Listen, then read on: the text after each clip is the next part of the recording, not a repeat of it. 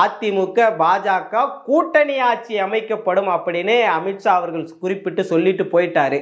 அது போனதுக்கு அப்புறம் ஒரு 4 நாட்களுக்கு பிறகுதான் எடப்பாடி அவர்களுக்கே தெரியுது, அமித்ஷா இப்படி சொல்லிட்டாரா, நான் சும்மாதாயா மிச்சர் சாப்பிட்டுட்டு உட்காந்துட்டு இருந்தேன், நீ என்ன கூப்பிட்டு வந்து என்ன முதலமைச்சர் ஆக்குன்னு பார்த்தா நீ 2.5 ஆண்டு வாங்கிட்டு போயிடுவே.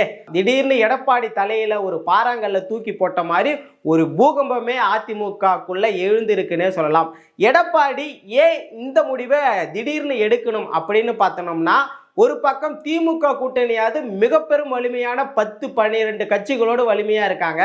இன்னொரு பக்கம் பாஜக பாமகவோடு கிட்டத்தட்ட 18% வாக்குகளை 2024 தேர்தலில் நிரூபிச்சாங்க. இன்னொரு பக்கம் நாம் தமிழர் கூட்டணி. இப்படி இருக்கும்பொழுது அனைவரும் ஒரு விதத்தில் வளர்ந்து கொண்டே வருகிறார்கள்.